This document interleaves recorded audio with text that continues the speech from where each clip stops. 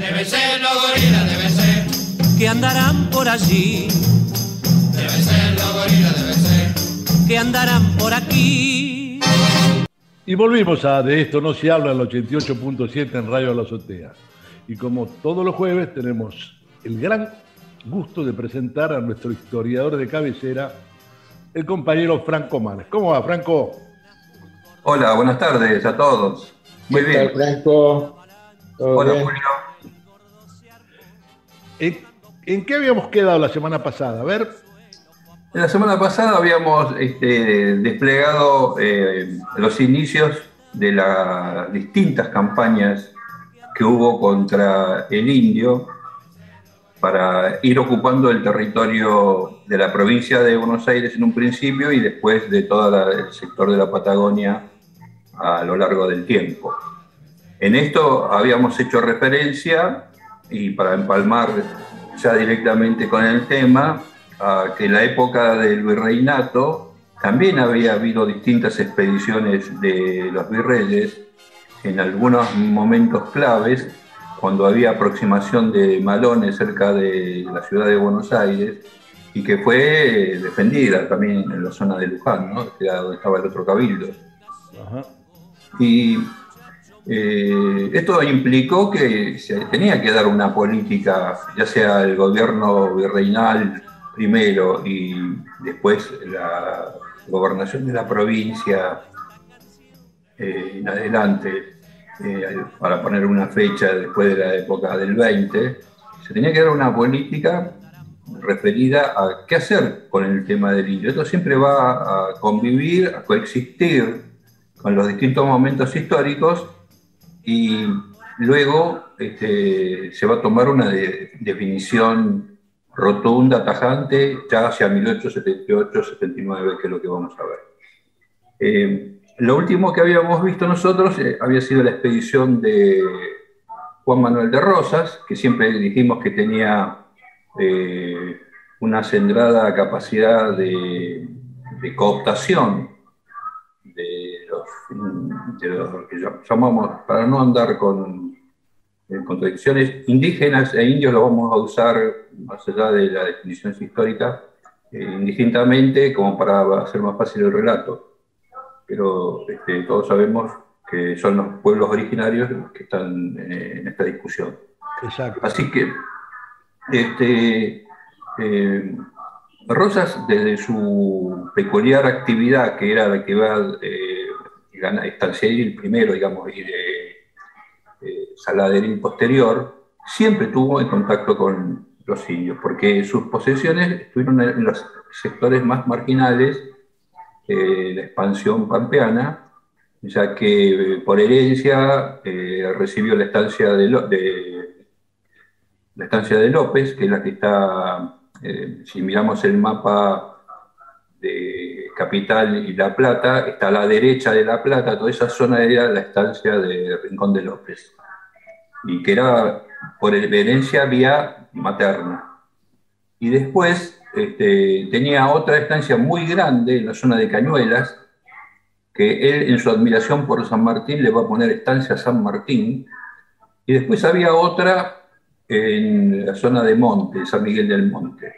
Es decir, que era todo el área, lo que llamaríamos, esa palabra inglesa que a mí me gusta porque es muy abarcativa, se llama hinterland, área de influencia. O sea, el hinterland de Rosas era toda esa zona, como si fuera una media luna desde el Río de la Plata hacia el interior, que era prácticamente la frontera de hecho. En el periodo de 1815 en adelante. Cuando él termina su primer mandato de gobernador, el problema de los indios es un tema que él decide darle prioridad, porque había vencido a la Liga del Interior, al General Paz, que había quedado prisionero. Entonces se sentía libre de recursos como para poder avanzar y ampliar la zona de dominación del hombre blanco, del Huinca, como decían los indios. Organiza la expedición de 1833, en 2 años, 33 y 34, hay una suscripción de recursos de parte del Estado en cuanto a pedir fondos a los grandes burgueses comerciales y terratenientes, y que acá los terratenientes van a ver una oportunidad para ampliar sus recursos. ¿Por qué? Porque había aumentado mucho a nivel internacional los valores del cuero y de la carne. La carne que era el tasajo, o sea que era la carne secada al sol, se exportaba y era un valor muy importante, por eso que se hacía necesario ya un desarrollo productivo en masa del ganado que se encontraba en la provincia.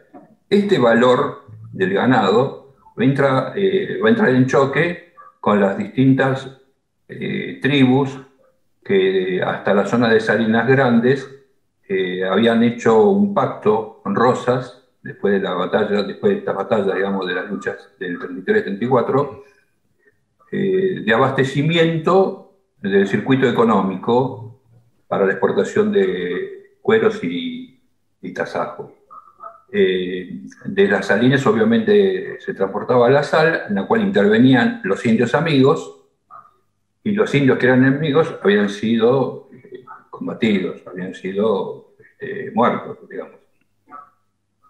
Entonces, él ejerce también varias medidas de acuerdos con los indios, por ejemplo, hasta llegan a tener estancias, llegan a tener propiedad, en algunos casos. En otros los incorporan algunos estancieros a su propiedad saladeril o como jornaleros. O sea, buscaba, o sea, que es un problema de difícil solución. Hubo muchas respuestas, pero la preponderante, que era la masividad de la mayoría de los que provenían detrás de la cordillera a toda esa región, eran belicosos.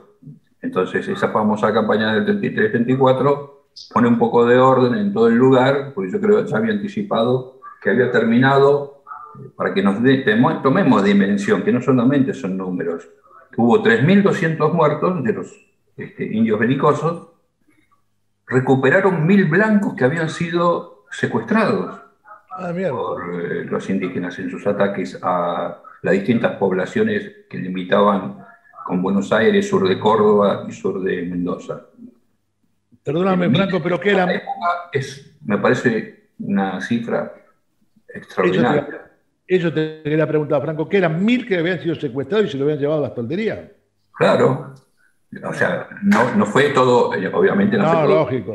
A lo largo del tiempo había 1.000 secuestrados. Mira, un ejemplo. El Mariano Rosas, que es un personaje importantísimo, un cacique, que justamente tiene el apellido de Rosas porque el padre de él se lo había dejado, digamos, como lo había padrinado, Rosas lo padrinaba y lo incorporó a su estancia en la zona de monte para que él, digamos, creara lo que llamaríamos hoy, creara un liderazgo de indios vinculados a la civilización. Mariano Rosas es hijo de una mujer blanca. Entonces, el padre de él era Painé, no sé si lo recuerdan. Las cautivas, ¿no? Exactamente. Las cautivas. Lo que se buscaba era una fusión de civilización, o sea, entre comillas, civilización blanca, y el mundo indígena. Pero todo esto tiene un equilibrio mientras exista el poder de Rosas en ese momento, que más o menos había establecido una política general y articulaba y se cumplía. Porque, por ejemplo, a la paz que ellos daban, permitiendo no ingresar en malones, el Estado provincial accedía brindándole yerba, brindándole ginebra, comprándole a los indios o intercambiando ropa, que hablamos siempre que la ropa era una cosa muy cara, muchas prendas de tejido que tenían los indios, muchos ponchos que hacían también los indios. Bueno, había una interrelación. Pero ¿qué pasó después?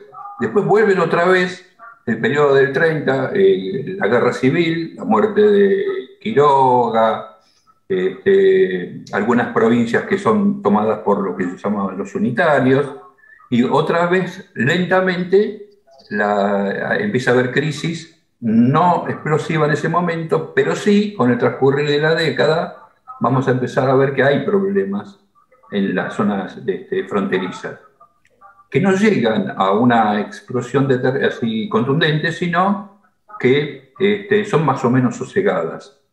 El gran derrumbe es 1852, cuando se produce Caseros. Hay un índice que en la batalla de Caseros el ejército tenía alrededor de 9.000 hombres, pero por primera vez no estaban los indios adictos a Rosas, que eso es una cosa llamativa en la historia, ¿no? No se los convoca a esos indios para el combate, la derrota es contundente, porque Urquiza ingresa a Buenos Aires y arrasa, antes de que ingresara Urquiza, las tropas rosistas se desbandan, van a Buenos Aires y arrasan en un día los comercios, les roban, hacen pillaje. Y entre ellos había indios que participaban de ese ejército también, no masivamente, pero eran los viejos indios que acompañaban a Rosas, pero no los de mayor fuerza combativa, que eran la zona de los Pampas, que no los convoca a Rosas, y creo que esa es la discusión que hay con Pacheco, que es el lugarteniente de él, que renuncia en medio de la batalla, digamos, que hay una disputa política ahí. Bueno. Gracias, Franco. La semana que viene la seguimos, es interesantísimo, ¿no? No sabíamos este tema de el arraso que hicieron en los negocios, en los comercios, en la tropa de Urquiza. No, son las tropas de Rosas y después las de Urquiza. Claro. Bien, la seguimos la semana que viene, dale. ¿Cómo no? Bien. Gracias. Hasta el jueves que viene. Chao, Julio, hasta el jueves. Deben ser los gorilas, deben ser. Que andarán por allí, Deben ser los gorilas, deben ser. que andarán por aquí.